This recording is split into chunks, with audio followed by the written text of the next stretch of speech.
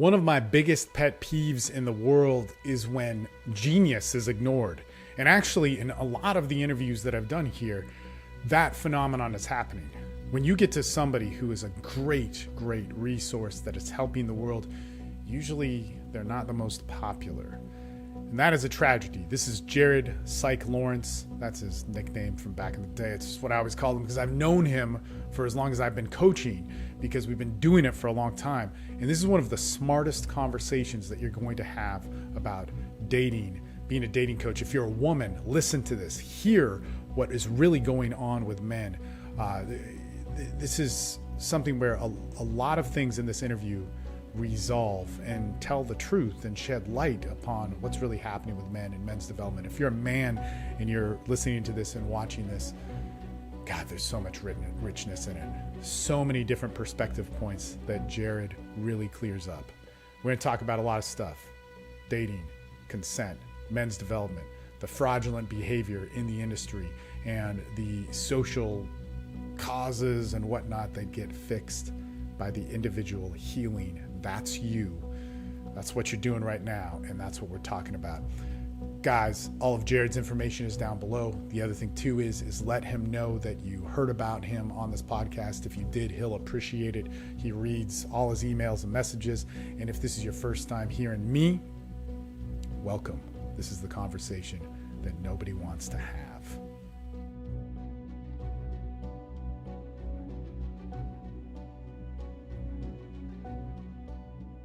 All right, we're going. What's up, Jared Laurence? How are you? I'm good. How you doing, man? So this is a series of interviews that I'm doing that hits a lot of different social points and different things. You're a dating coach, men's coach. I think you do more than just dating, but that's where we started. I think we met at the 2008 21 convention, under 21 convention back then. And you've been coaching ever since. You were coaching before that, correct?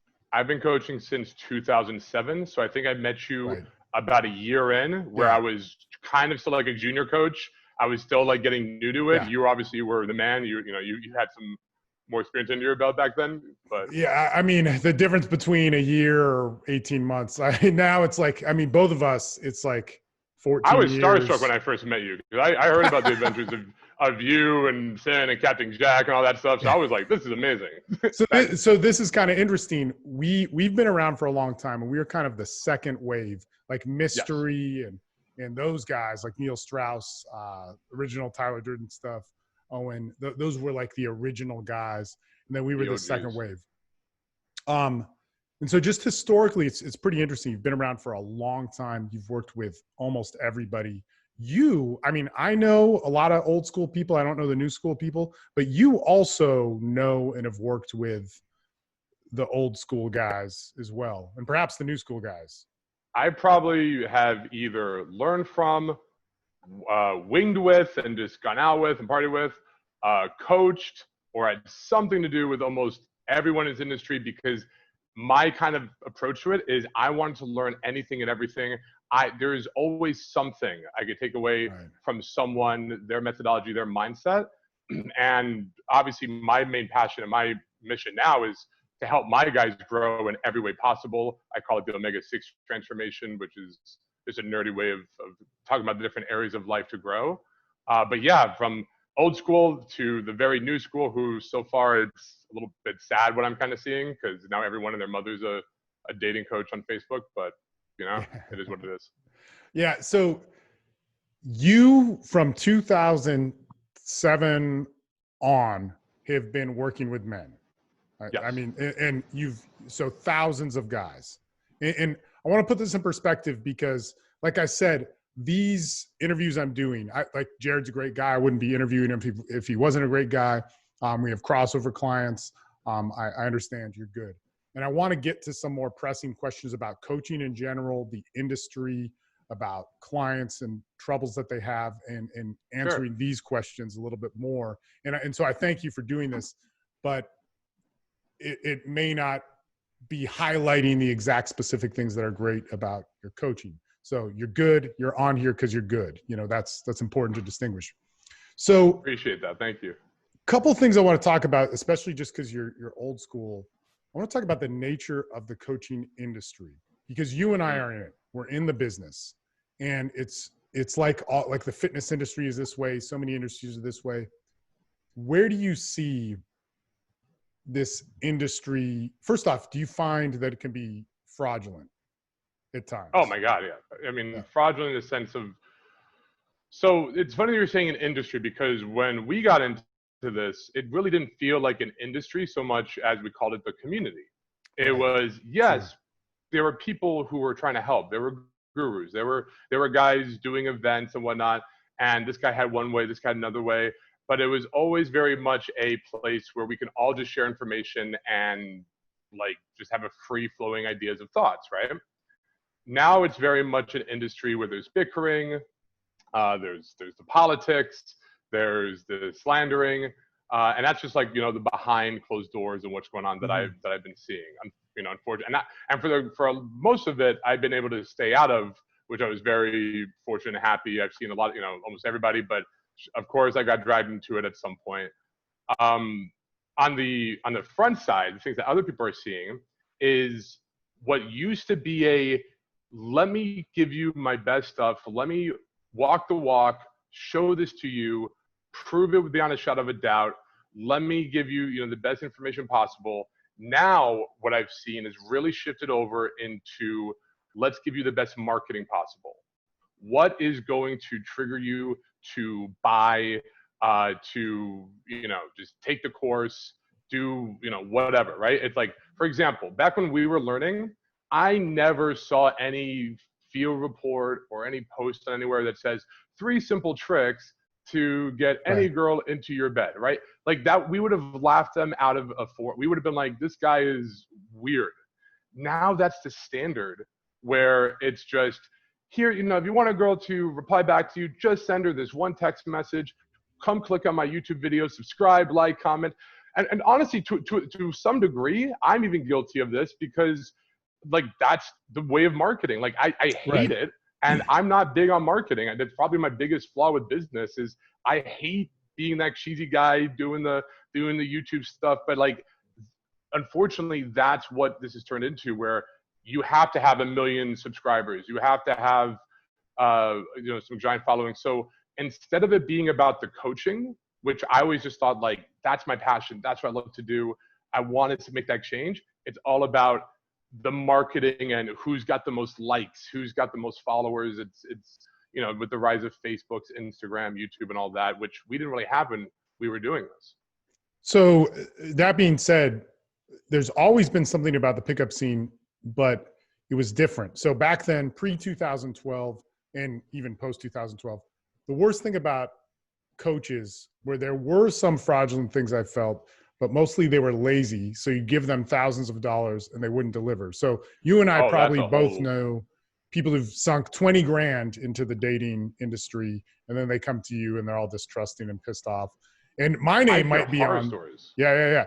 My name might be on there, because we're also dealing with some clients. Like I deliver a good product, you deliver a good product. That, as I said, that's established, and that's why you're on here. But we're also dealing with clients who have some serious social problems and fight with their coaches sometimes. And it seems to be a recurrent problem, or a consistent thing with clients. But then also there's this industry that will rip them off, that will sell them and rip them off. And I think what that stems from is there's a lot of guys who get the allure of this industry, because it feeds an ego-based need of, check me out, look at me with all these hot girls, look how cool I am. I'm living the luxury lifestyle. I want these men to follow me, right? And so when these guys come and pay for these boot camp, it's almost like, well, you're just paying to be part of my presence. You're paying to be part of, like, like I'm not gonna say names, but like it's been very common where guys will pay $3,000 to $5,000 for a weekend, just a weekend boot camp, and all the guy does is sit in a roundabout, circle and just talk about whatever is on his mind, or do like a little bit of a presentation at first, and then have his interns do the teaching, or guys who just did a boot camp last one now do the teaching, and they just like peace out.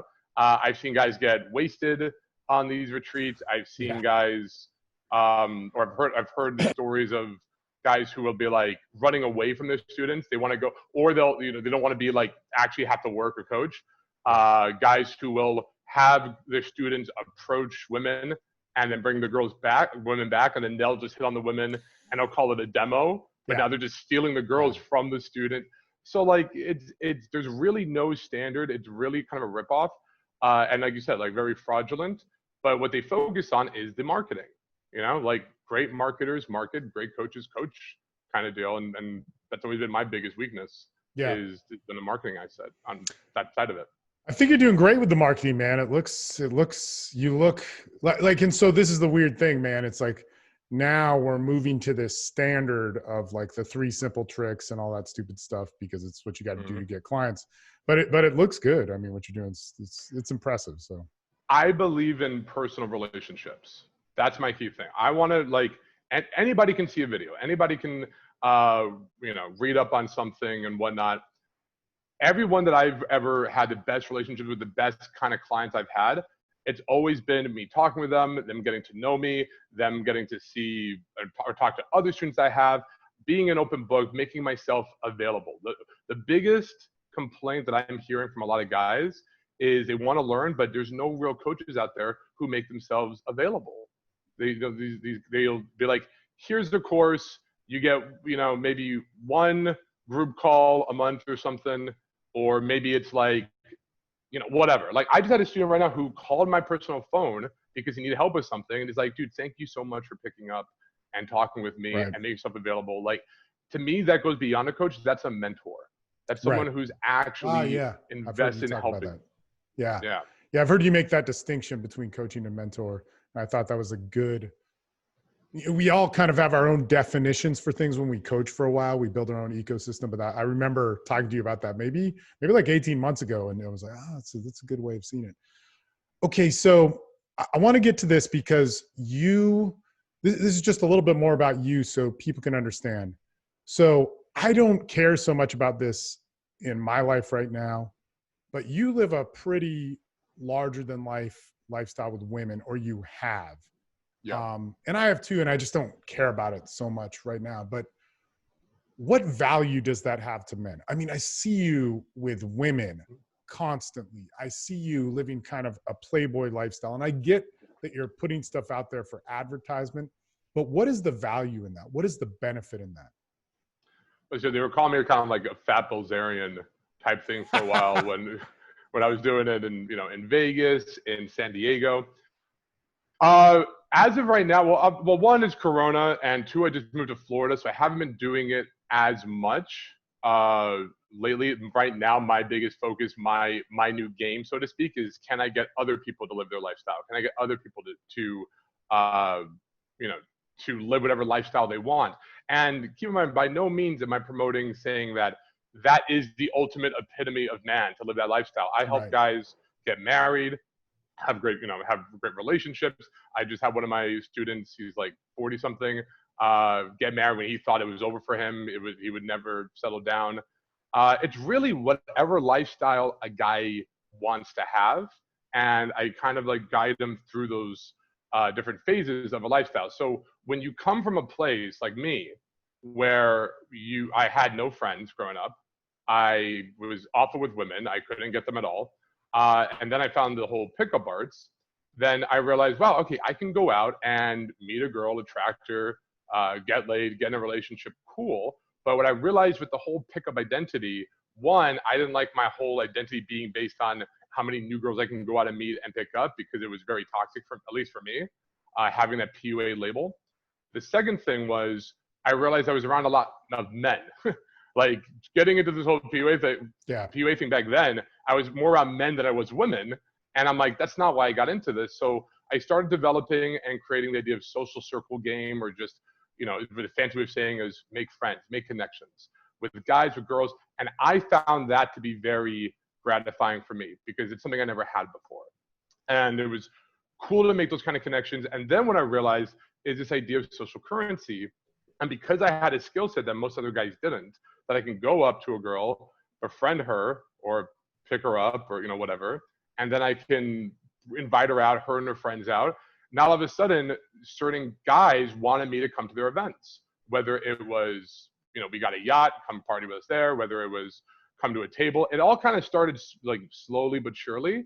And then when I went to Vegas, I'm going to be honest, I just kind of fell into like a hedonistic type lifestyle where it's like, oh my God, I'm around all these ballers and I'm around some of the most gorgeous girls ever. I will say though, at some point it gets like, what is the point of this? Like when you've done it all, it was cool, but it doesn't do anything for me anymore at that point. With the one exception of two things why I still believe social circle is amazing. Number one, you get to network and be around guys who challenge you, they grow you, connections with things, right? Like right now, one of my best friends is, the son of the CEO of Bang Energy. So there's like a private jet we get to go and play with, or there's fun, the Bang Energy model girls, right? And it's not that like, oh, this is the, epitome and all that life should be. It's just that, wow, like, if this is so different from just doing the 9 to 5 or the day in and day out. Like I get to live at a very fun adventure whenever I want to. Lately though, it's just not been that appealing, but it's there whenever I want it. And also I personally found that the highest quality caliber of girl, whether it be her looks or whether it be who she is as a person, I've always found those best relationships and the kind of girls I like come from introductions in social circle versus, all right, random girl at a bar that I'm going to go try and hit on. And, So that's kind of where it is for me. So I want to touch on this. So how long have you been kind of like, you may go back to that lifestyle. I'm not saying you're denying it or whatever, because I know that things ebb and flow. How long have you been away from that sort of like kind of Vegas living with a bunch of hot chicks? Vegas I did for 4 years. That was pure hedonistic. I was going out like 4 nights a week, tables every night I go out. I would bring out like 20 girls with me every time I went out. It was always like crazy after party. Like it was very hedonistic thing. I moved to San Diego, and that was, I kind of stopped it at first and got into like a new job, like the affiliate marketing thing. And so I kind of like didn't give a shit about that. I also got, married. So I was like, I'm in a relationship. I don't really care. And then it kind of grew into more of a, I'm bored. So could I do what I did in Vegas here in San Diego? And then the story was like, I could. I have a friend of the right kind of guys, did the same thing. And then when I realized instead of it being a hedonistic thing, like it was in Vegas, where like this was all I'm about, I liked doing the initial work to set it up. And then it's just, I know these guys. I know I can get these girls. I could go 2 weeks where all I'm doing is focusing, on my work or just chilling at home, doing whatever. But then when I want a crazy night out, when I want to go to that boat party, when I want to go to some exclusive mansion event or whatever, it's there for me. And just because I'm in those circles, and having that ability to network with those kind of guys. And again, it's not just a party aspect. Like there was a time where I was into cryptocurrencies. So I was going to the events for free, the big cryptocurrency events, and befriending the guys who are inventing these coins like Litecoin or Nova, I think was one. I forget the exact name of it, but like I'm rubbing shoulders with these guys and I have no business being there. Right? So making those kind of connections, whether it's top end lawyers or business people, or obviously the party scene, I think it's a great, important skill for any guy to have if he wants to maximize his life in whatever means possible, because there's money currency where you just buy the things you want, but then there's also social currency where it's like you have a boy for that. You have someone who can help you out with whatever it is that you want to help with. So how many years have you been kind of like away from the craziness consistently? So consistently, the Vegas thing, probably 5 years. Oh, wow. Years. Okay. So, and still occasionally you might just go wild with some crazy stuff. Yeah. It's like I went to San Diego, I chilled for a while, and then I set it up again. The initial setup does take work. You have to be going out a bunch. Once it's set up though, you don't have to always be doing it. It's just something when I want it, it's there.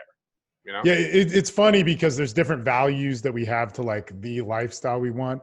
And that was never mine, like the Vegas table thing. Man, in 2009, I went to Las Vegas, I think 20 times. It's crazy from Dallas. Like it's fucking nuts, man. Um, but yeah, it didn't become like my ultimate thing.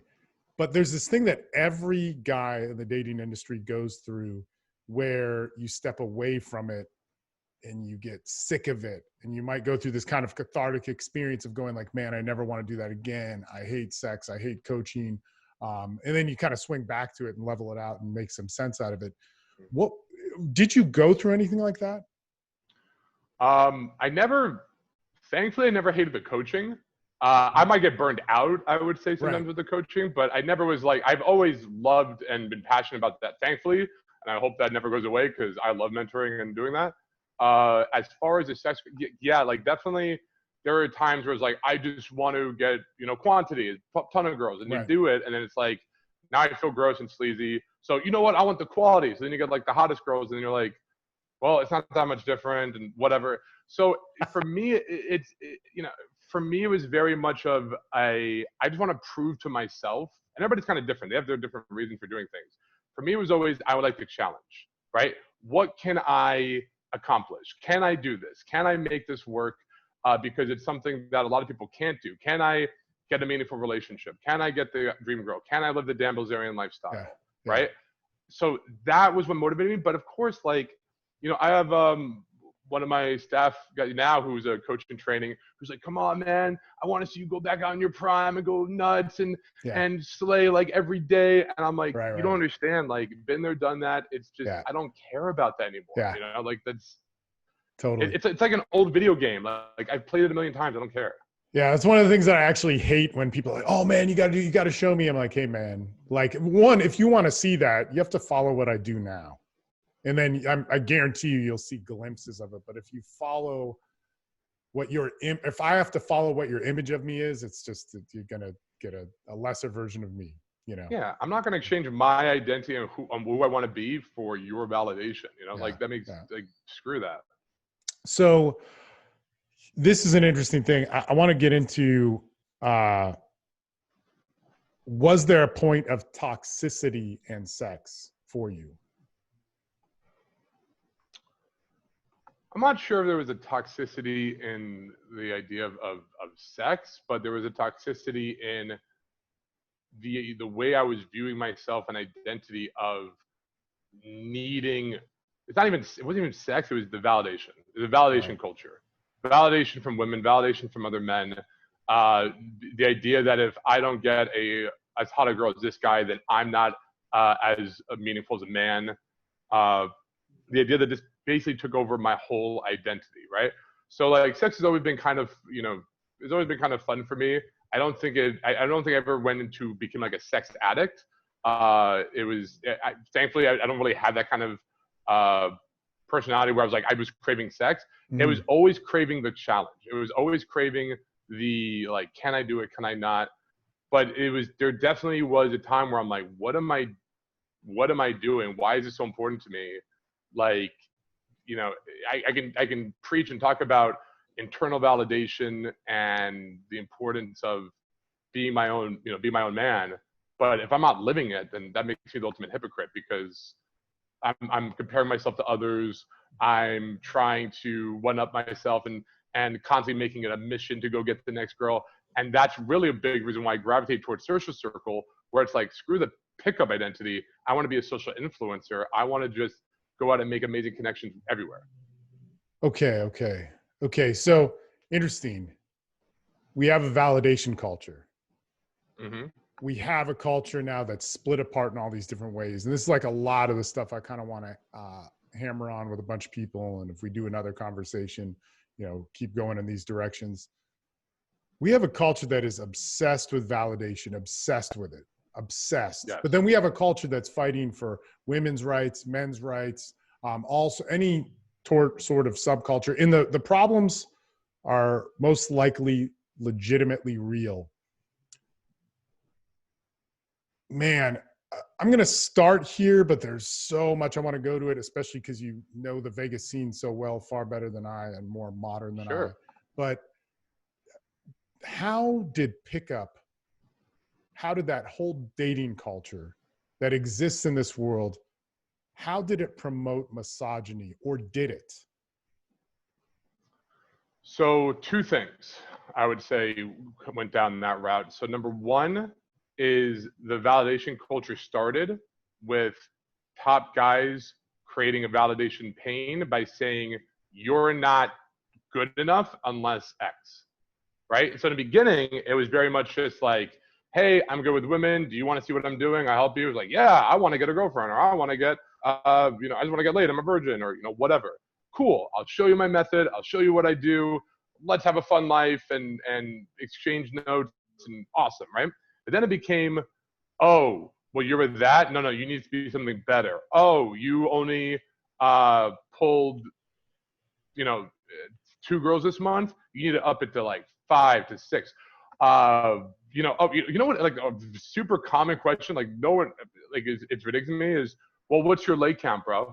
Hold on, wait, I'm gonna get advice from you. What's your leg count? Right? Like it's oh, if you're not in the triple, you're not 200. Nah, I mean that ain't shit. Oh, 300, 400, maybe you're okay. We need to like it's literally like that's what they're asking for. It's like the leg count thing, or have you been with a Playboy model? Like it's just very much a let's dick measuring contest, and whatever it is that you've done, shocker, it's not good enough, right? Whoever the coach is or whoever the guys are, it's you got to do something better, bigger. You got to do something better, and the way to do that was more misogyny. It was treat women more like objects. It was try to just rack up lays. Don't care if it's shit about your own health, about your own identity and personal well-being. It just became try to impress others who wouldn't even acknowledge you if you weren't living up to certain, what they thought was validation, despite what your skill set is, despite how amazing you are in person or whatever. It just comes down to, do you meet these kind of validation cultures, right? So that's number one. The second thing with the misogyny is there was new movements that were made that stem from pickup. So with the whole pickup and self, or again, I don't like the pickup, but maybe like seduction, self-help, or something with the idea of like, right, let me better myself with women and attraction building, right? That mindset of I'm not good at this, I'm not good at with women and attraction. Let me now better myself to fix that, which I think is a healthy course, of figuring yourself out of like, why not learn a skill set and better yourself there? And then it turned into, oh, they're not responding to me. A lot of guys went on that journey to better themselves and they didn't do it right. They didn't get the right mentors. They didn't take enough action. They're lazy about it. They didn't listen to the advice given them. There's so many reasons why guys didn't get good. So what happened? They go, well, it must not work. Therefore, it must not work. And therefore, women, if they don't like me, why should I like them? Women only care about looks. They only care about money. Women are shallow. They're superficial. Screw that. And then these new movements came about. I think the first one was like the red pill, which is like, wake up. It doesn't matter what you do. Women only care about sexual market value, I think is a term that they're using, which to a degree is not awful. Like it's not like technically that wrong of advice, but there's so much more than that, I guess. Right. So it started slowly, and then it became like black pill, and then it became even more intense with the incel movement, and then even more intense with that with the MGTOW movement, men going their own way. It just got more and more extremes, which I see everywhere in society, whether it's politics, religions, whatever. Right. It's just constantly, how do we get more and more extreme? And they balance it by saying we have to be more extreme because they're more extreme. We got the social justice warriors, the high feminists, ones who aren't talking about equality, but they're talking about like destroy anyone who's a man is awful. There's both sides of it. And I think whatever's happening is the more extreme one side gets, the countermeasures the other side has to get more extreme as well. And I see that all across different tribal cultures. Well, it's weird because when we get to, so back to like dating advice or better yourself with women sort of thing, or get this thing handled, we hear this huge amount of misogyny, this hatred towards women, this control, this power. In my words, in stuff that I say, you could pull misogynistic things from that. And I do think culturally there's a need privately for men to be able to talk about that stuff. I think there's a need for locker room talk. Publicly, that's different, right? It's a very Mm-hmm. intimate conversation that needs to be had between men. Yeah. But when I see these movements, one, let's say in pickup, because we saw it with, as soon as I'll say a name, but he's kind of irrelevant at this point. As soon as like the Barry Kirky show came out, then it was like this shit talking amongst the PUA scene. Then PUA hate came out. Then Elliot Rogers killed a bunch of people, and then PUA hate was taken down. And that's when you saw the red pill and the incel and the black pill and all this sort of stuff come about and take on its own head, merging everything, putting it into a cultural thing, and not just women, but women, politics, like it's just everything, you know, genetics and science and truth and all this sort of stuff. I don't think in those industries, and same with pickup, if we go back to even like 2008, 9, 10, 11, 12, before those things really existed hardcore, I didn't see these people promoting a misogynistic message actually carrying it out. Meaning the pickup industry, the dating industry, the red pill industry, whatever you want to call it, they say all this shit and it hurts men more than women. That's what I've always seen. Whereas you actually went out, you lived this thing. And here's the flip side of it.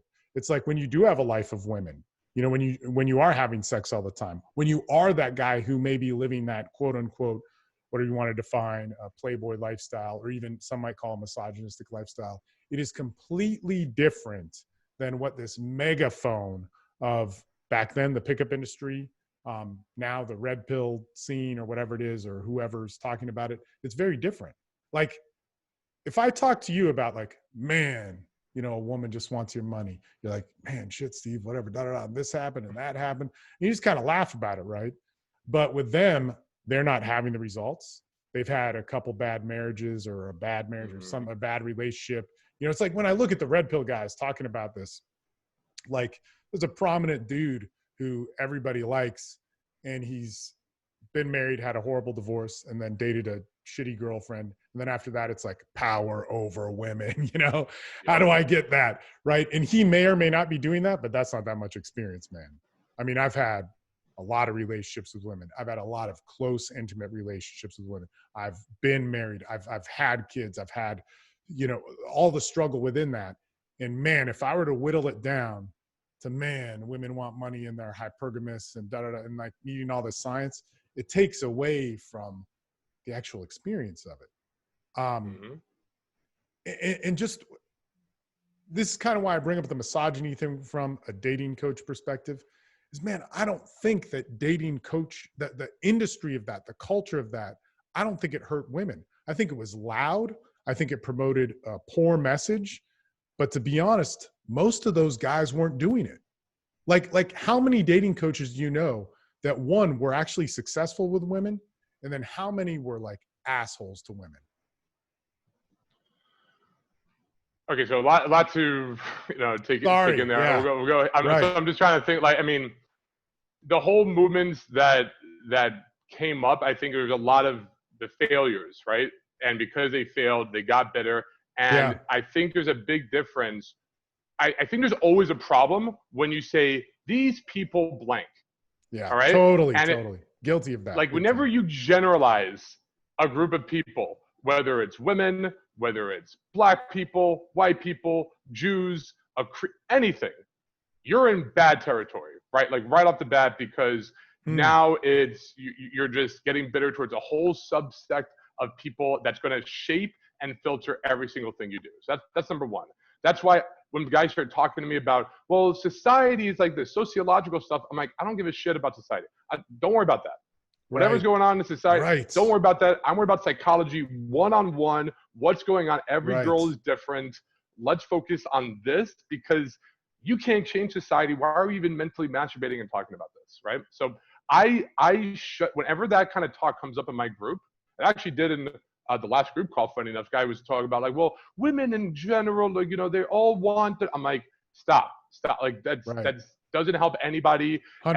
And you know, all women are on Tinder because they want validation. I'm like, you don't know that. No, let's not make any of these like crazy assumptions. That doesn't help you in any way, shape, or form. So that's number one. The second thing is, in terms of, you asked, well, every guy who's good with women, who's very successful with women, the dating coaches who made it, they all have some love for women. They all have some, like, they care about women. They enjoy being around women. I've never met, so far, I never met a guy who's like, all women suck. I hate them all. They're the worst. And now he's like, I get women left to right. All women love me. It's just, now there are guys who use women and they use it for their own, sometimes selfish gain. And they are very good tactically, and they know the techniques. They know manipulation techniques and all the tricks and whatever.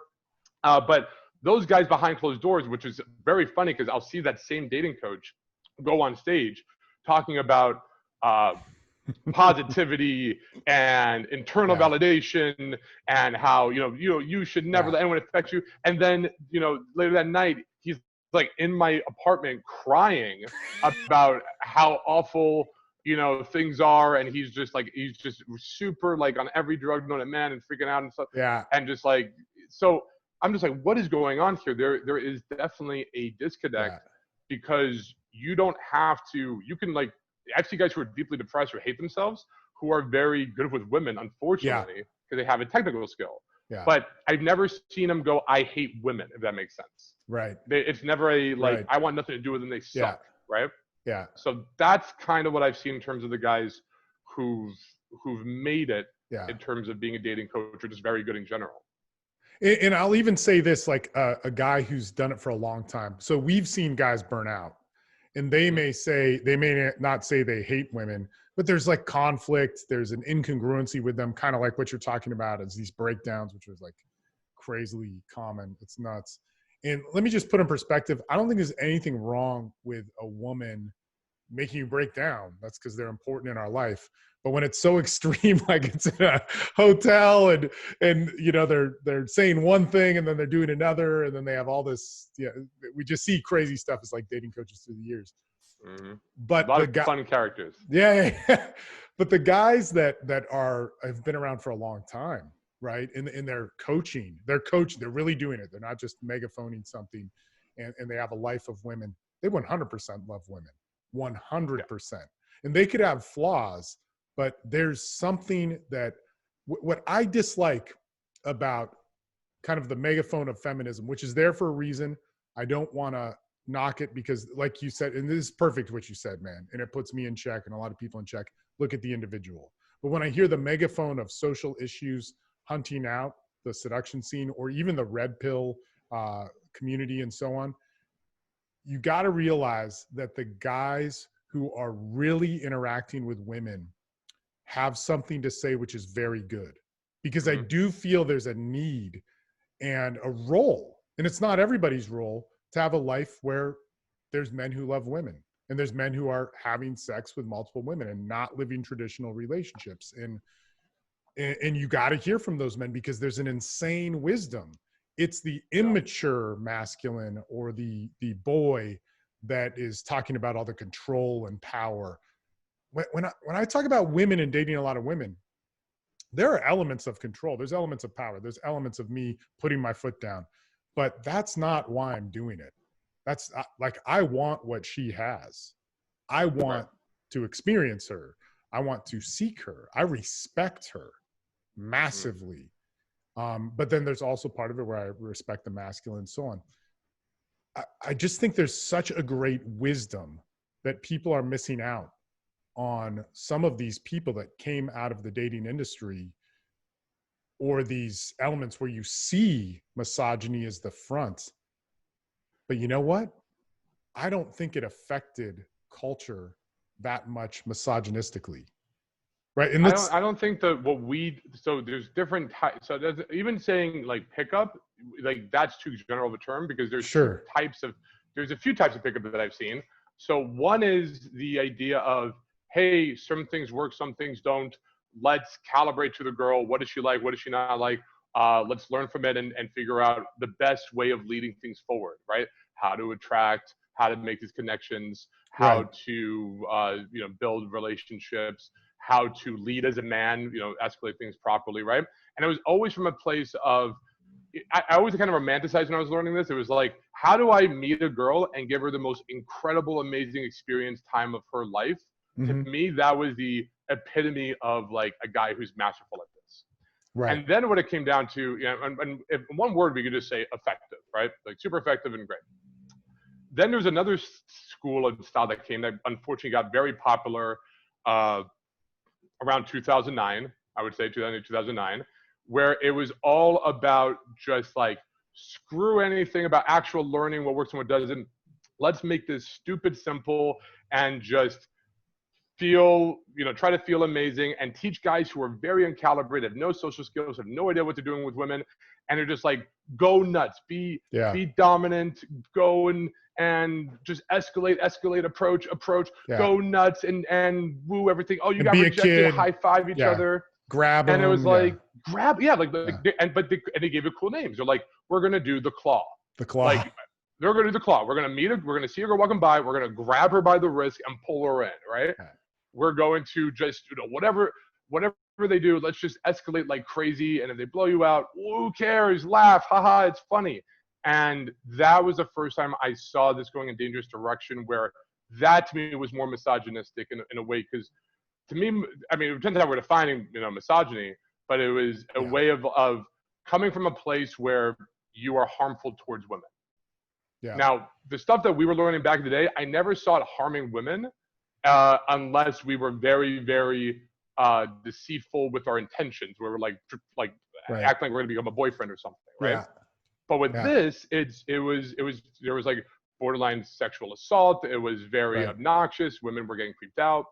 And then obviously the more movements came where it was, well, they're not responding to this and women suck. So, we should, and you know what, here's a battle cry, by the way, because everyone knows it's bad to like hate, like hate's a bad word, right? Right. So they never say we hate women, right? What they're going to say is we are pro men, right? It's all about being super men. We need masculinity back. We need to make everything more masculine. We need to raise up men, but the way we do that is by putting women down. And we see it all the time, right? It was never, in the beginning, it was never that, it was never Nazis hating Jews. It was, we need to put the Germans first. We need to take care of ourselves. The KKK, their battle cry is, what is it? It was like white power, right? It was never like hate blacks. It's white power. We're all about being white or whatnot. So that's how it kind of always starts. But when you're so much about like this group needs to be raised up and the dominant, powerful one, by definition, you mean you're bringing somebody down versus saying, how do we connect? How do we appreciate each other? And it's interesting because there's a lot I could say about this, because this is what I always saw, first with pickup and then big time with the red pill. To empower men was to disempower women. And to empower men was to take the pain that women gave us for whatever reason. Some of them just might be normal. I mean, dude, every breakup I've had that it was important hurt a lot. Of course. But that hurt teaches you something. This is your honor as a man. This is your rite of passage for both men and women. And when we get caught up in the pain, which can be so painful, and like at the beginning of a breakup, you really can't see this, but that is a beautiful thing. And so much was important to kind of vilify the opposite, which is terrible. And I always saw that.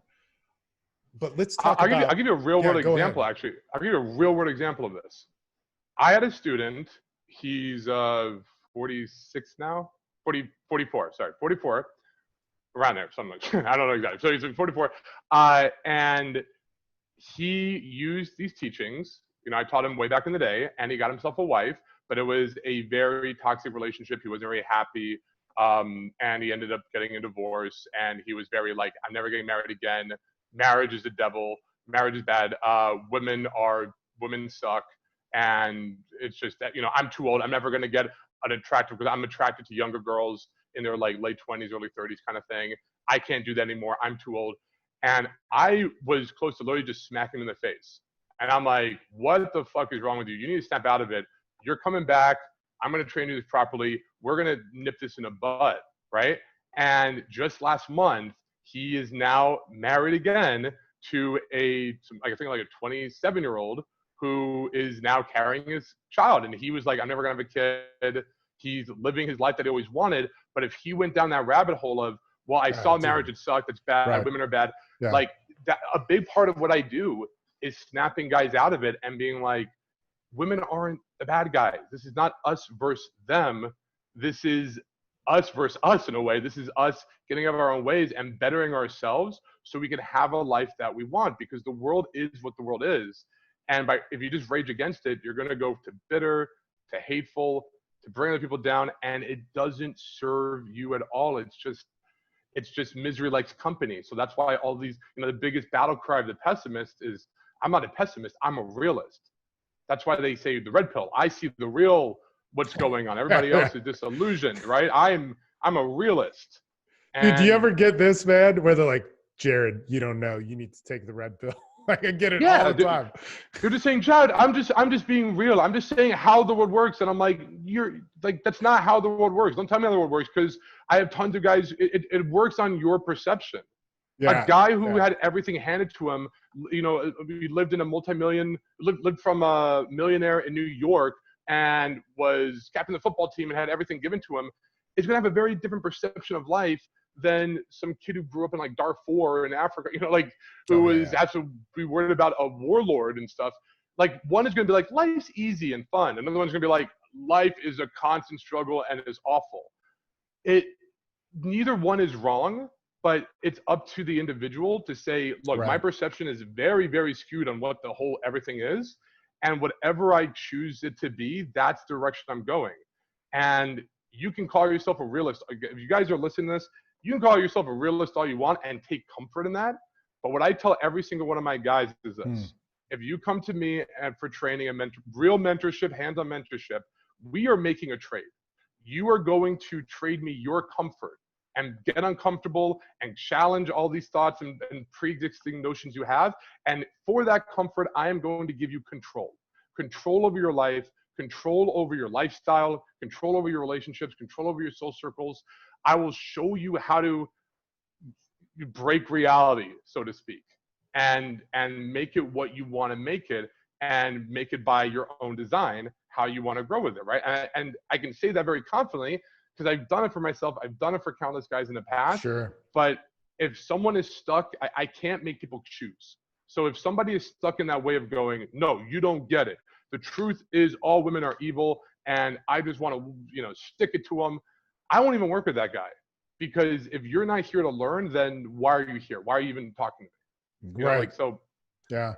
That's the rub where I see. But when they are, like that one student, Matt, who just recently got married, that's the shit, man. That's the shit I live for, to like show them, get rid of those limiting beliefs. Do you think it would be a problem if perhaps he didn't fix some stuff within himself, where that marriage and, having a child, being a father, parenthood dissolved? Because that can happen again too, which is again one of the things with the red pill, which they always talk about. So this is not it's not about marriage or women or anything. That's life. In life, let's put it this way. You could eat the healthiest diet ever and be very strict and go to the gym every day, and then go to your doctor and turns out, guess what? You got cancer. You are very unhealthy. All right. Life can throw you curveballs. Things can happen. Can a woman cheat on you? Yes. Can she be one of your most diehard, loyal soulmate? Yes. Any of these things can happen. There's no everybody wants the most secure, no matter what, I'm good. That's just not life. And it's living in fear. It's living in fear, and that's no way to live. Mm-hmm. So all you can do as a man is learn all the skills necessary that you're lacking to better yourself in any way possible, right? Learn those skills to the best of your ability and just raise the odds and have the highest probability chance of success. But, I'm sorry, guys, nothing is guaranteed to you. Nothing is just, always going to work out the right way. But why not give yourself a fighting chance? Instead of saying, I'm going to, there's a chance to fail, So let me not even try. That is moronic to me. That is just not what a man is about. A man is someone who's like, I want something. I'm going to do everything I can to go out and get it and make things work. And if I fail on that pursuit, I know I'll still be okay, and I will learn from it and be better for my next attempt. Tremendous. Yeah. Yeah. No, man, I love the outlook. And this goes back to this thing of like generalizing. Okay. So we go like, all right, the PUA guys, the women, the feminists, the liberals, the conservatives, whatever it is.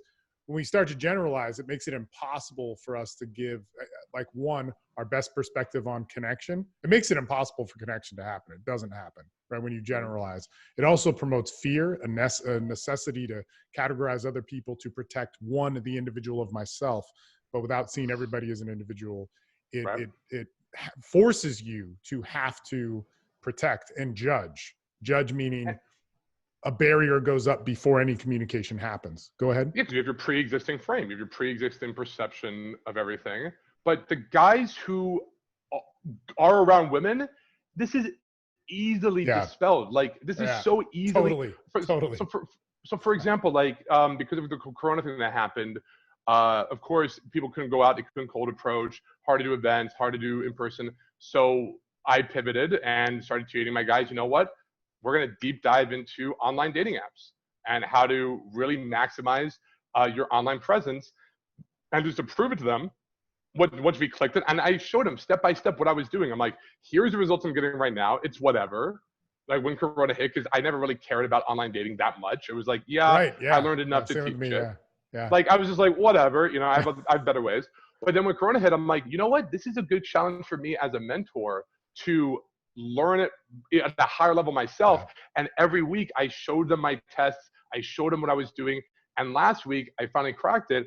And I think I had something like 9 dates in 5 days. God. And I did it for my guys, not because, and don't worry, Steve, this wasn't for me, okay? This wasn't like I really wanted this. If anything, I was like annoyed because I want to get more work done.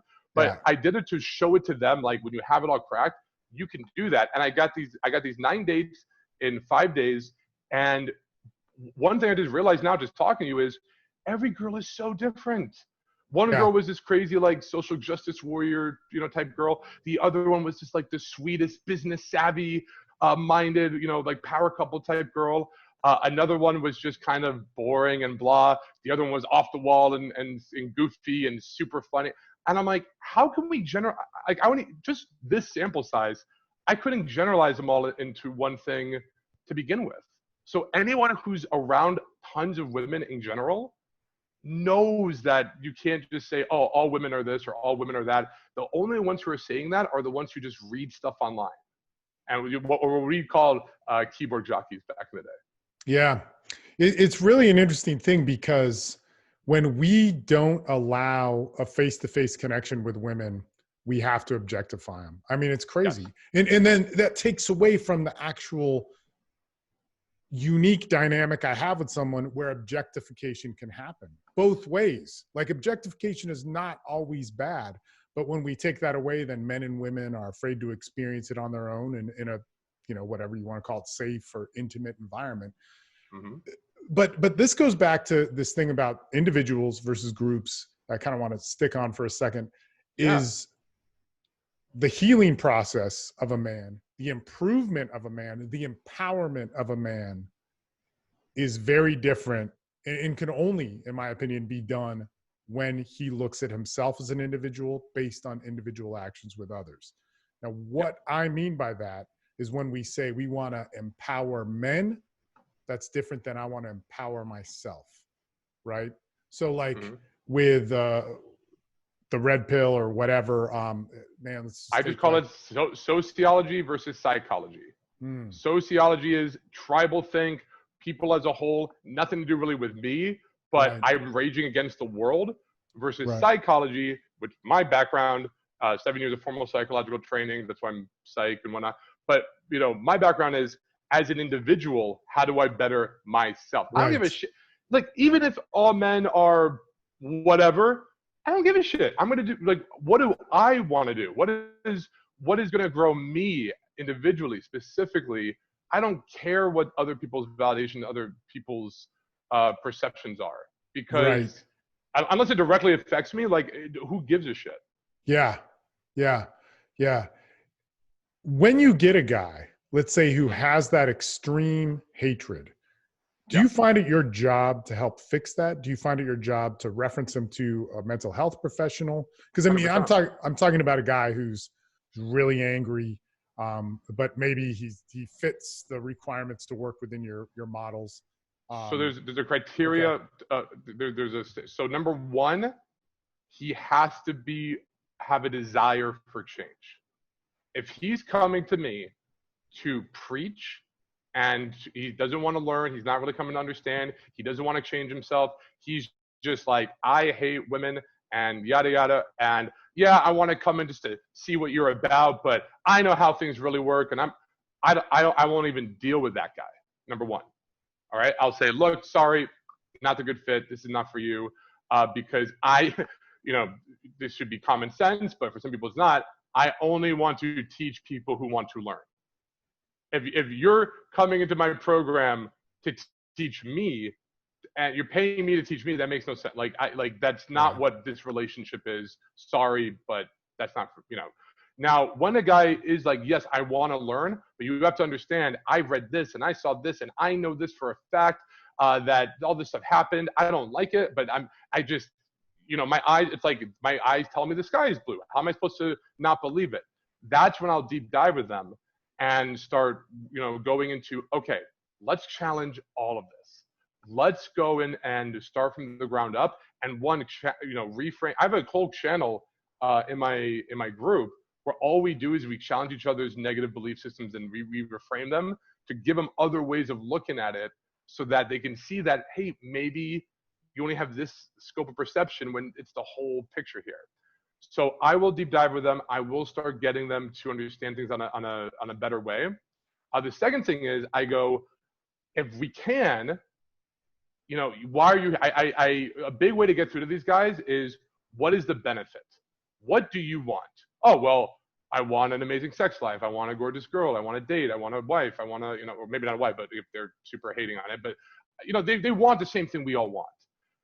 So if I say, look, the way you're going, you'll never get those benefits, but maybe, just maybe, if you try things this way, I can show you getting those benefits. And when you dangle that carrot, I could say, forget all this other stuff, just shelve it for now, and work under the contracts and assumptions that what I'm teaching you here is the right way. And then when they see proof, and when they realize, oh, wow, it's cognitive dissonance. It's like, this girl's laughing and enjoying my company, but I thought they only wanted money. I don't have money. So how is this possible? If it goes beyond that, though, where there's actual, like, they've been really hurt, deep traumas, 100%, I suggest to them that they should go seek mental health counseling. If it gets even more serious, where just no matter what we do, it's very, very negative all the time, then I suggest, they go see maybe even pharmaceutical help. I think that's a terrible side of coaching that I've seen so many times, where it's like, fire your therapist, or man, I can fix this. And dude, and not all coaches. Yeah. I would never tell a guy, fire your therapist. Yeah. No, I mean, it's more common than not. It's sad, and it's a bummer. And there are bad therapy experiences that people have. There are mismatches. There could be a great therapist, but it doesn't match with that person. Mm-hmm. There could be a misdiagnosis from a psychiatrist and giving them the wrong type of medication. You have to find the right one for you. Right. But man, I hate that about the coaching industry, that there could be this one assumption from clients that they think it replaces mental health, professionals and so on. And then also coaches ignoring it, not talking about it, not looking for it. A huge one is autism and Asperger's, because a lot of people don't know they have it. And of course, I can't diagnose somebody on it, but I can suspect. But I always recommend them seeing a therapist who could diagnose them. The problem with that, I will say, just because I know this world, the problem with that is, almost very, very, very, very, very rarely will a psychologist diagnose an adult with Asperger's or autism, Right. It's a faux pas in the psychology world. It's something that should have been picked up and diagnosed and seen as a child. Right. When it gets to adulthood, they're more to say maybe just an anxiety disorder, because it's such a strong label to put on that a lot of, they don't want to risk it in their profession. It's very scary for psychologists to label an adult as such. Right. So there are some guys who've been misdiagnosed their whole life for whatever reason. It didn't get picked up in school. Their parents didn't give a shit, whatever. But it's very hard to get that label. Ultimately, though, it doesn't matter, because, like, if I have Asperger's and I'm having trouble with shit and I'm acting in an uncalibrated way, I'm not picking up social cues, right? Me learning that I have Asperger's doesn't not mean I can pick up social cues. And this training for Asperger's for that kind of stuff is, guess what? The same kind of things we're teaching. It's breaking down. Here's what, here's how to do eye contact. Here's what interest looks like. Here's these kind of facial expressions, how to emote. Here's how to tell certain things. So it is kind of the same, like there's a whole debate in the psychology world of what does a label actually do? Oh, of course. Right. Like, but if there is the argument for the benefit of a label, it gives you a certain consistency on how to work and unifying that while working with other people. So I've worked in tandem with other therapists that, you're right, would not diagnose their clients as having Asperger's because they didn't want to, send that person off on like some psychological existential, crisis or whatever it would be. But they had it, and they would tell me. Yeah, you can tell. Yeah. But in that, I know so many coaches that are unaware of it, and they go, man, this guy just doesn't get it. Why can't you? And you get angry, you get frustrated.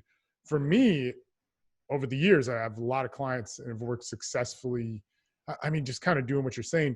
But if I tell a guy who's not on the spectrum, like, okay, you have to have eye contact in these ways, it's a very different discussion process and even steps of results with somebody who does have autism or Asperger's or is suspected as that. And then the worst part is, this is the worst part with the autism and Asperger's thing, is that the dating advice they get from their mental health professionals is almost always terrible. And it confuses them more. Yep. And then they go into the red pill and they become an incel or whatever. And it just spins. The difference between a therapist and a coach, to really clarify that, is a therapist's job, a psychologist's job, is to make you content with where you are in life right now. Correct. It's just to make you. A coach's job is to make your life better in some way. Right. Okay? And these conflict at times. So Absolutely. When a therapist hears you're going out and doing stuff to try to improve yourself in this way and build up the skill set, and it's causing you emotional distress at the time, and it's making you frustrated, because it can be very frustrating learning these skills and doing this and putting yourself on the line and building that up, right? Of course, the therapist is going to be like, have you ever thought about just maybe not going out and talk to women, and the right girl might just come along and you can just be okay with things as they come and go, and it's not as bad as it seems, right? So, and I think that's a big reason why a lot of dating coaches don't want their guys seeing therapists. And even with me, honestly, I'll be real. Like if one of my guys wants to go see a therapist, I've known and talked with ones who know what I do. They understand it. So that I'll say, I highly suggest you talk to this one, right, and see if they're a good Same with fit. Me. Yeah. Yeah. Like, because if they just go and like, yeah, so this guy online I found is teaching me to pick up girls. Of course, what is a therapist going to do? Without any background, without any knowledge of it, of course, a therapist is going to be like, well, that doesn't sound healthy. So maybe it doesn't fit into their schema. Totally. Yeah. And this carries into me, because I work a lot in the addiction world, and there's conflicts between the therapeutic community and different recovery communities and so on, and they don't talk. And same with dating, coaching, and therapy. Like, I know therapists who have worked with my clients that I can suggest locally here, but internationally, which is my client base, that's pretty hard. And a lot of times therapists, and you're absolutely right, there's a couple examples of this that are super important. A therapist, their job is to make sure you're okay, to help you get process things, to help you get past things, which are so important. And if you have some mental issues, they're prepared and professionally prepared to deal with that. A coach, it's kind of like no man's land. You and I have been in it for a while, so we see things. You have to be good. You have to be able to field certain things that are challenging and be creative about making them work and studying and so on, which I feel for myself, built a good pedigree of things and still learning. And I'm not a therapist. I'm not trying to say I am, but my job is to work with you to get your life to a certain area. And it's much more specific. Good example of this, other than the autism Asperger's thing, is that if somebody has PTSD, man, I can work with you. I've worked with a lot, but you need to see a therapist as well. Like, to me, it would be a requirement to work in tandem. That therapist is trying to do a whole nother world of things. And I'm trying to, of healing your mind, working with you, helping with the integration, but it is my job to facilitate and see that integration through. And that's very important. Divorce, another one, highly stressful moment in a man's life.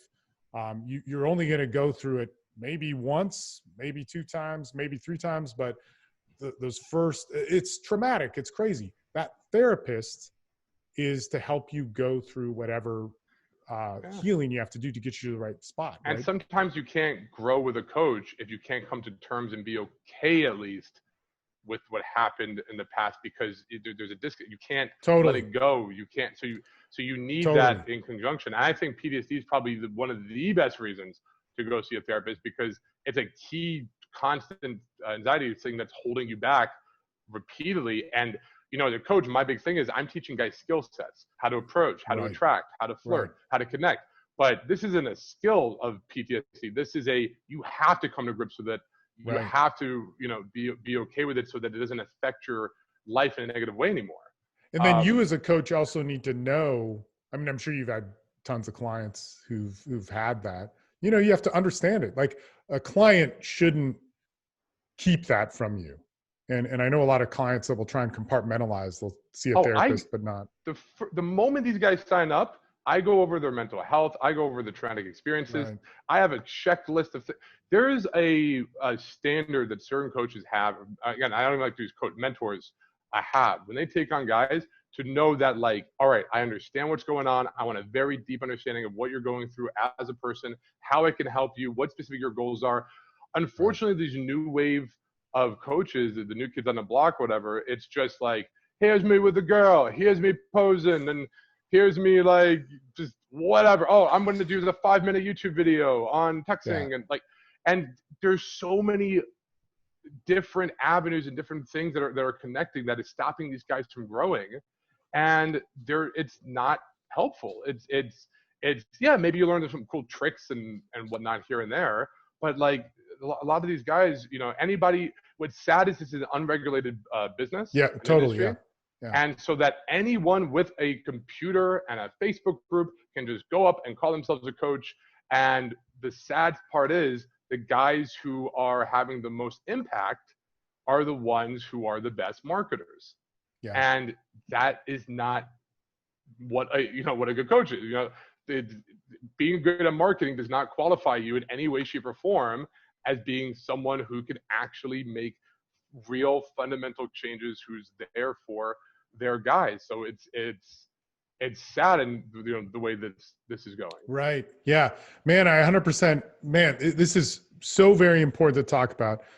We probably are running out of time, but I want to touch on this, and this deserves way more time, most likely. But here's something that I want to talk about. Rape, consent, the whole escalation process. Yep. I'm going to lead it a little bit. You have a lot of experience with women. You know this route very well.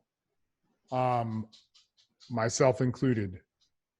Why is it in the dating and seduction scene, I see the escalation model as overwhelm the woman stimulus? Like, you remember the old escalation model? It goes to hands, then it goes to arms, then it goes to back, shoulders, small of the back. Then you go to kiss, then you go to the boobs, then you go to puss, or whatever, stuff like that. But then we even see these high-level coaches who clearly have experience with women, and they it's just like overwhelm them. And you brought up some other kind of basically it's like get them to make a bad decision. Right. Yes. Yeah, totally. Force That's them. Kind of what it is. It's like, get them drunk, escalate quick, spike up their emotions. And hopefully if you just really, really go, that's why everybody now is like all about trying to do like, sleep with the girl as fast as possible. And I'm like, why not just wait till a day the next time. Well, maybe she won't want to sleep with me then you're doing something wrong.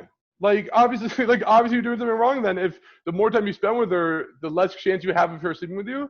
Right. It's like that's not a good way of progressing it forward. So there definitely is that culture of teaching or that style of like you said, overwhelm her and just do it as quickly as possible and caveman, be dominant, and like it's scary. A lot of this stuff can be scary, especially with the rapid escalation stuff.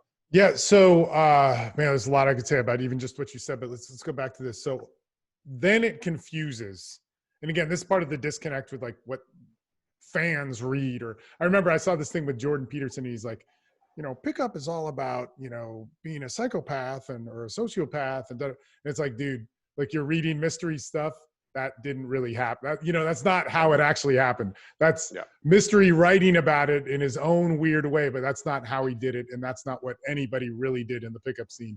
People may have written about that and talked about it and fantasized about it, but they were like fanboys and not the real people doing it.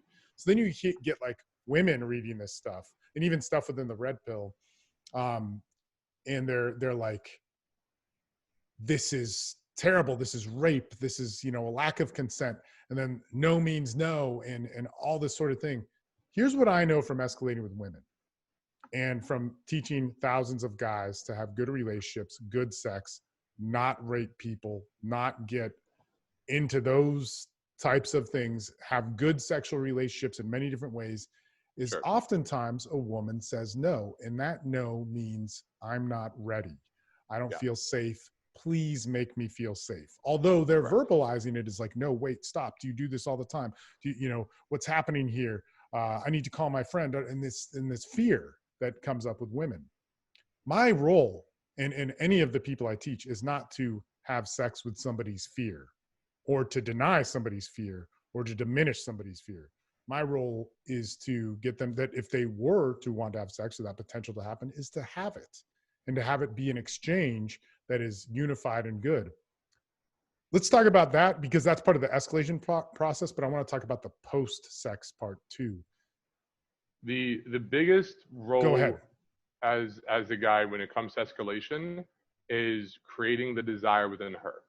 So if you're getting to the part where you're hearing no, like as you said, it means not yet. She's not ready for it, obviously.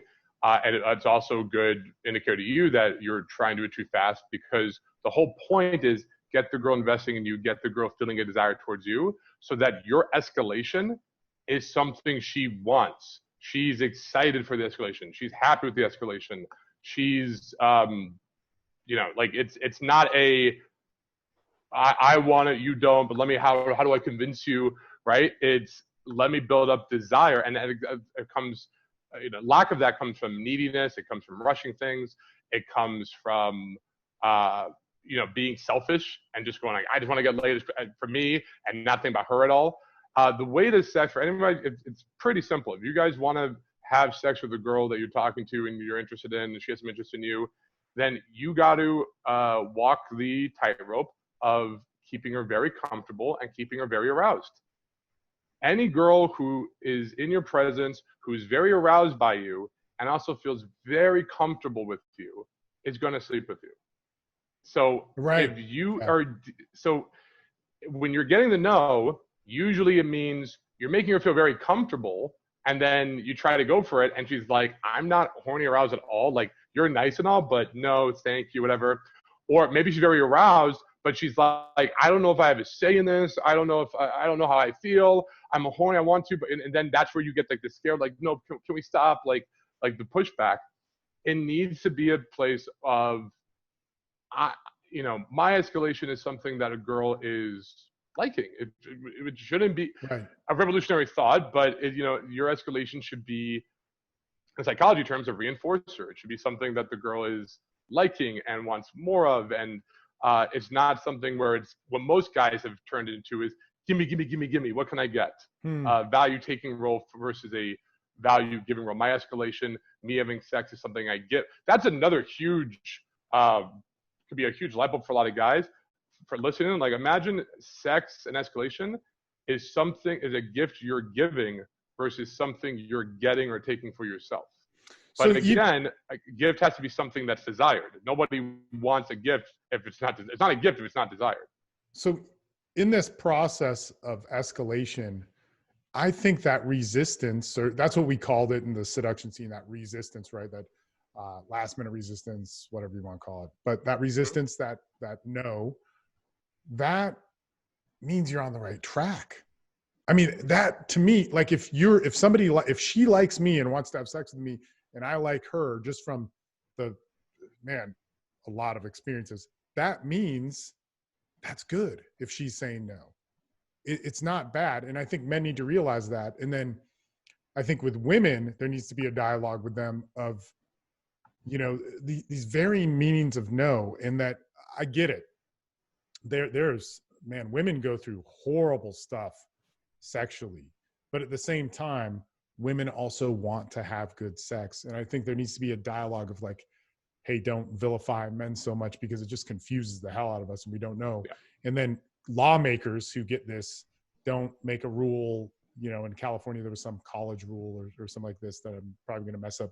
But you have to actually say yes 3 times in an escalation process, or it can be considered rape or date rape or something. Wow. Which is an insane charge. I mean, that's just so unrealistic. That's not. Or like, here's a contract signed here on the dotted line that you want to have. We don't think that way. We don't think that way sexually. Like the whole beautiful human aspect, which gives the rewarding and value to sex, is not this logical discussion. I'll say this in the whole no thing. I think no matter what, every single man needs to respect when a girl says no. And like, it's, not to sound cliche, but no means no. Like it is what it is. Yes, absolutely. You shouldn't be like, I need to find a way around it and fuck that. She said no, but I'm gonna make it happen anyways. You need to respect no. And with that said, I think men should also realize not to fear no. Where like if a girl says like, and let's take sex, because sex is very emotionally charged. Let's just take sex out of the equation there for a second. Let's just say a kiss. If you go for a kiss and a girl gives you a cheek, or she turns away, she goes, I don't know.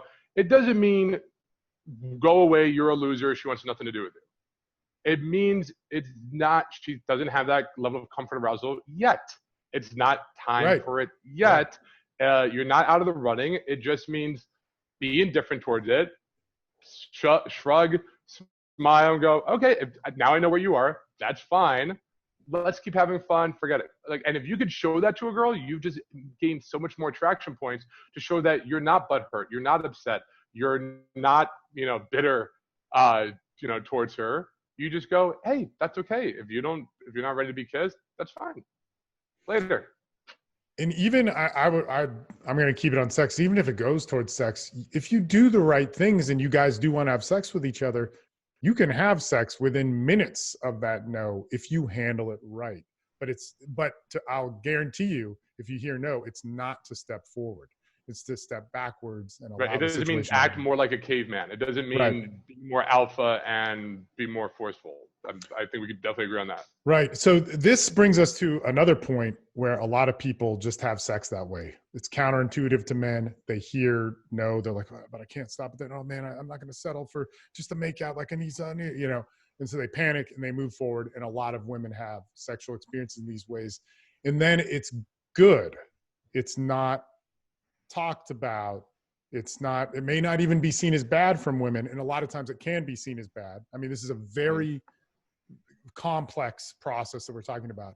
But if we look at this general thing, here I am with the general again. But if we look at this general thing of men and women escalating, sometimes, very often, that may happen with men overpowering and just normal, not because they learned it. They just were in that situation, they step forward. And then they have a good relationship with this woman. Right. And that trauma or that stress doesn't turn into trauma for the woman. But what makes a sexual experience that may have been bad or good, so it could be good, it could have been that didn't happen, they have great sex, is oftentimes afterwards, the man will disrespect the woman, whether that's not calling her back. It happens all the time. It's so effed up. And that's a big reason why they get that initial pushback, because women have been hurt like that in the past, and they're learning from it, and they go, I don't want to. you know, Yeah. every girl I've ever talked to on this, every single Totally. one Right. says, I'm all about sex. I want the sex. It's not like they Yeah. don't want it. They Right. feel like in that moment, it would be Right. amazing. They are horny. They are into the guy. What they said is, I don't want the next morning of feeling Right. bad about myself, of feeling cheap and used, of feeling that now he's not interested in me anymore, or that like it's never like the sex is bad. They're right there with us. You know what it's Right. like? It's like Right. an extreme cheeseburger where like, you know, like where like if we're looking at like the best One of those cheeseburger, Carl's, those Hardee's things. Yeah. yeah, and it's like and you're hungry and you're like, man, I want to eat this so bad, but then you wake up the next morning and you gain 20 pounds. Yeah. It's like, imagine that as a guy, right? Like it's the most delicious food right in front of you. You want it and you're gonna love eating it. But then when you realize the next day you just gained 20 pounds magically from one burger somehow, of course you feel bad. And if you've gone through that, the next time you see a cheeseburger, you're like, oh, don't tempt me. No. Right? So that's the problem. And I think men are ruining it for other men by hurting women in that way. You know, and I feel you're going to have better sex if you learn to escalate properly. And you can. And you totally can. It's going to be better sex for you, 100%, because that woman is going to be way more inspired and involved. And then if you know how to handle it afterwards, that doesn't mean you have to have a relationship. That doesn't mean that you have to be her boyfriend. That doesn't mean that you have to have all this sort of stuff. It means that you need to respect her in a way. You need to like if you have sex with somebody, maybe you don't ever talk to them again. But if they want to talk to you again, you owe them the respect to bring that down and to understand them and to see them. And man, I see so many women and men unaware of this, unaware of it. And again, dialogue needs to happen. Like you, as a man, you should be inspired to learn this stuff. I really think so. So many women that consider a sexual experience that may have been good at the time feel like they were raped, feel like they were violated, feel like they don't want to do it again. But technically, they weren't raped. They weren't. They may have been taken advantage of emotionally, but legally, those things didn't happen. And it builds this whole mess of anger and pissed offness, and that turns into Me Too and extreme feminism, and nobody's talking and allowing that human-to-human experience like you're talking about to happen. It's really a terrible thing. What would you say to a woman talking about consent? And let's say she has a perspective that is very hard and judgmental and saying you just want to fuck women and, you know, take advantage of them and leave them, and that's what you're promoting. How would you describe sexual escalation to her? I would say, how dare you think so little of women? And this is a conversation I've had with multiple, women who challenge me on that is, if we can agree that what happens in the bedroom is 100% consensual. There's two things. There's two things we have to agree on. And anyone who's seen my teachings, I have an open door for any woman. Men would pay, but if any woman wants to come to my event and hear me speak, if any woman wants to see my material, it is open to you. You're more than happy to check it out. I have nothing to hide from women. I stand by every single thing I say. So with that said, there's two things that if sex occurs between a guy and a girl, or one of my students or someone I'm helping, then I want two things understood. Number one, it is consensual. There's no force involved. There's no, the girl's playing, please stop, no, I don't want this, and the guy's still doing it, right? So it is consensual. The girl is choosing to have sex. And number two, there is no deceit or lies about expectations for the sex, which is saying, yeah, baby, I so want to be your boyfriend. Like, I love you. You're unlike anybody else. I really have these feelings. And you're like, yeah, I don't have feelings for her. Fuck that, right? So if we can agree and understand that, number one, it's consensual, and number two, there is no lying or deceit involved to make it consensual, then what I would tell a girl who's asking me, like, how dare you teach guys how to have sex with women? How dare you think so little of women that they can't make their own decisions? Women are not children. Women like sex as well. Women can enjoy you can enjoy the process. You know what? Here's a big shocking revelation. Not every girl wants every single guy they're talking to become their next boyfriend in serious relationship. Sometimes women can enjoy having a casual relationship with a guy, or may just want a fun night out and let things lead where they lead, right? So if a guy has the skills and is able to take a girl on an amazing adventure, and both parties are more than happy to end up having sex, and maybe from that, who knows, a relationship comes, or maybe they don't talk again. Maybe that's sad and that's the end of it. That's between them, and the girl in that equation is smart enough to understand what's going on there. I don't think there's to suggest otherwise, and to suggest you're teaching guys these techniques or means of getting a girl in bed and it's disgusting, means you're thinking that little of women, that they, that how dare they agree to have sex with an amazing guy that they really are attracted to and really like. Right. They shouldn't. That's judgmental on their part. Right. Cool stuff, man. Jared Laurance, let's wrap it up. I know we both don't have like a ton of time. I'd love to talk to you more. You're very, very, very smart man with a lot of experience, and I really appreciated this. I got a lot from it, man. It's good talking to you. I'm sad I haven't talked to you more over the years.